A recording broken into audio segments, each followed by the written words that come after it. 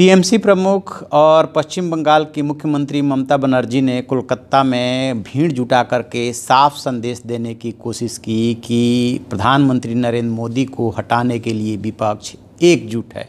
13 दल के नेता भी जुटे, जो नहीं जुटा, कांग्रेस के बड़े नेता नहीं पहुंचे तो उन्होंने अपना प्रतिनिधि भेजा, बसपा ने अपना प्रतिनिधि भेजा और वहां का साफ संदेश है कि ये स्वतंत्रता संग्राम की लड़ाई है, अगला चुनाव और निशाने पे है मोदी।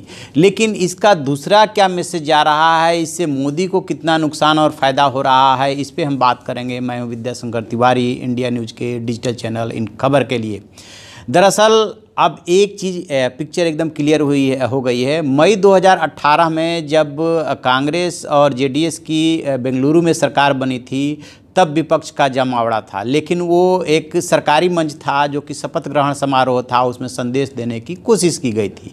अब जबकि लोकसभा चुनाव 2019 का शंखनाद हो चुका है, ऐसे में कोलकाता में ममता बनर्जी द्वारा रैली बुलाना और उसमें 13 दल के नेताओं का पहुंचना सीधे सीधे एक तरह से जनता से संवाद है। इसमें कुछ नेताओं ने बहुत ही दूसरे तरह के बयान दिए हैं, जैसे कि फारूक अब्दुल्ला ने कहा, जो नेशनल कॉन्फ्रेंस के नेता हैं, कि एक बार फिर से देश पे खतरा है और उस खतरे से देश को बचाना है। जबकि डीएमके प्रमुख स्टालिन ने बोला कि ये जो चुनाव है 2019 का, ये दूसरा स्वतंत्रता संग्राम की लड़ाई है। और इसी तरह से बहुत सारे नेताओं ने बयान दिए कि किसी तरह से हमें मोदी से मुक्ति पानी है और मोदी देश के लिए खतरा है, वगैरह वगैरह। इसमें एक बयान जो बीजेपी के बागी नेता हैं यशवंत सिन्हा, वो भी मंच से जब मुखातिब हुए लोगों से, तो उन्होंने थोड़ा होशियारी भरा बयान दिया और बात कही कि मोदी मुद्दा नहीं है, मोदी को मुद्दा ना बनाए।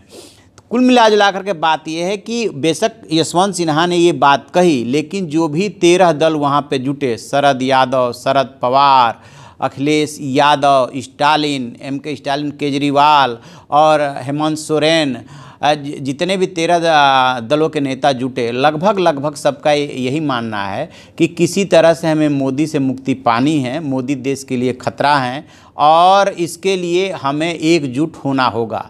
बस एक चीज़ यहाँ पे मिसिंग हो रही थी कि नेता के नाम पे नेता कौन होगा, इस बात पे कोई नहीं बोल रहा था, ना बोलेगा, क्योंकि ये बात कही जा चुकी है कि ये चुनाव बाद तय होगा। दूसरा सवाल जो इसमें उठ रहा है, क्या ममता बनर्जी ने ये आयोजन करके अपने को एक बड़े नेता के रूप में इस्टेब्लिश किया है? मोदी विरोधी जो खेमा बन रहा है उसका लीडर अपने को इस्टेब्लिश करने की कोशिश की है?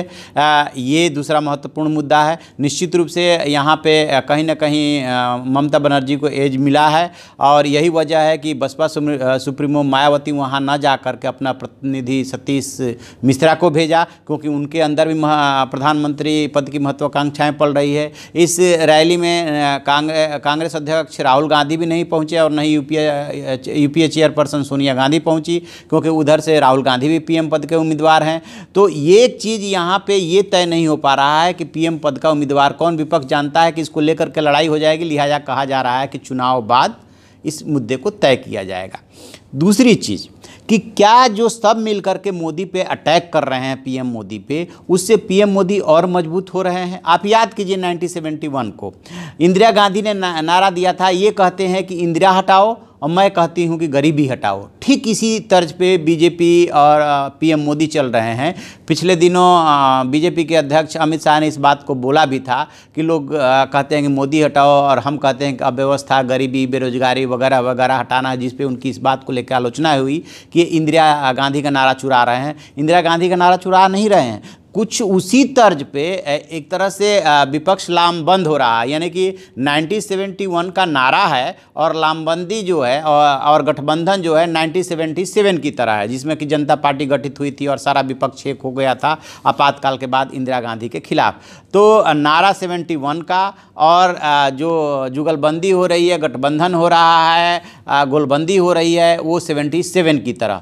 तो इसमें निश्चित रूप से जब विपक्ष इकट्ठा होता है तो और इकट्ठा होकर चुनाव लड़ेगा तो इसमें बीजेपी को नुकसान होगा, क्योंकि सारे मतों को एक करने की कोशिश होगी और बिहार में इसका सफल एक्सपेरिमेंट हो चुका है। लेकिन दूसरी बात ये भी आ रही है, कहीं इससे मोदी मजबूत तो नहीं हो रहे हैं, क्योंकि जब 2002 के गोधरा कांड को लेकर के मोदी की देश भर में आलोचना हुई, उसके बाद मोदी जो है प्रधानमंत्री, जो अब प्रधानमंत्री है, वो डे बाय डे मजबूत होते चले गए और कहा यह जाता है कि उसी की बदौलत वो गुजरात के चीफ मिनिस्टर पद से देश के प्रधानमंत्री पद तक पहुंचे।